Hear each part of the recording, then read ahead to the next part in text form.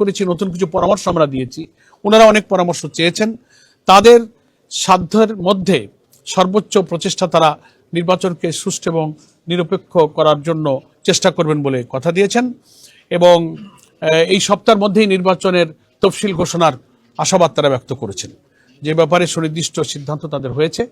আশা করা যায় এই সপ্তাহ খানেকের মধ্যেই তারা নির্বাচনের তফসিল ঘোষণা করবেন এবং according to their commitment before Ramadan এই জাতীয় নির্বাচন হবে, সেই মর্মে তারিখ তারা সুনির্দিষ্ট করে ঘোষণা করবেন।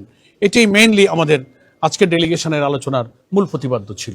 নির্বাচনের লেভেল প্লেইং ফিল্ড সম্পর্কে নিশ্চিত করতে পারেননি এবং পারেননি যে বিদ্যমান প্রশাসনিক অবস্থার কিছু তথ্য প্রমাণ স্পেসিফিক আমরা ওনাদের সামনে তুলে ধরে বলেছি যে এই অবস্থা থাকলে এটাকে আমরা লেভেল প্লেইং ফিল্ড হিসেবে গ্রহণ করব না, সুনির্দিষ্টভাবে আপনাদেরকে পদক্ষেপ নিতে হবে এবং after declaration of schedule election কমিশনের কাছে সব এখতিয়ার চলে আসবে প্রশাসনকে যথাযথভাবে নিরপেক্ষ রাখা, প্রয়োজনে রদবদল করা। এখন তো একটা প্রশাসনিক রদবদল হয়েছে, যদি এটা আমরা উল্লেখ করেছি যে আমরা যদি দেখি যে তফসিল ঘোষণার পর কোনো কর্মকর্তা খুব নগ্নভাবে তার নিরপেক্ষতা ভঙ্গ করছেন, আমরা এগুলো আপনাদের নোটিশে আনবো। ওনারা কথা দিয়েছেন যে শুধু সুনির্দিষ্টভাবে আমাদের নোটিশে আনলে আমরা তাৎক্ষণিক পদক্ষেপ গ্রহণ করব, এ কথা ওনারা দিয়েছেন।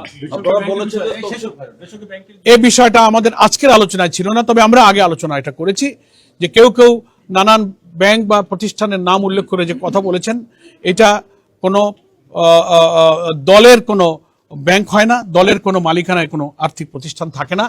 পলিটিক্যাল ইন্টেনশনালি এই ইস্যুটা একসময় আলোচনা এসেছিল এবং তারা নির্বাচনী কর্মকর্তা নিয়োগের ক্ষেত্রে নিরপেক্ষতা এবং কোনো দলের প্রতি পক্ষপাতিত্বের অভিযোগ আছে, এই ধরনের কোনো কর্মকর্তা যে নিয়োগ দেবেন না সে ব্যাপারে তাদের মেকানিজম সম্পর্কে আমাদেরকে অবহিত করেছেন, কিন্তু আমরা এই বিষয়ে আমাদের আজকের কোনো আলোচনার ইস্যু ছিল না। না, একজন বলেন, একজন আপনারা বলেছেন যে ঘোষণার সময় বেরিয়ে যাচ্ছে, আপনাদের যে কনফারেন্স সেটা সম্পর্কে জানতে এসেছেন, আপনারা কি কোন রকম আশঙ্কা ফিল করছেন যে নির্বাচন ডিলে হওয়ার? আশঙ্কা আমরা এখন ফিল করছি না। ওনারা যে কথা দিলেন আমাদের, ওনাদের সিদ্ধান্তের যে কথা জানালেন, তাতে আমরা ওনাদের উপরে আস্থা রাখতে চাই যে ওনাদের এই কথার উপরে ওনারা ঠিক থাকবেন এবং এই ডিসেম্বরের দ্বিতীয় সপ্তাহের একটা টাইম। অনাস্থা নিয়ে আমরা আসিনি, কিন্তু জাতি মনে করছিল তাদের কমিটমেন্ট অনুযায়ী নির্বাচনের তফসিলটা ঘোষণা হয়তো হয়ে যাবে, সে সময়টা যেন পার হয়ে যাচ্ছে।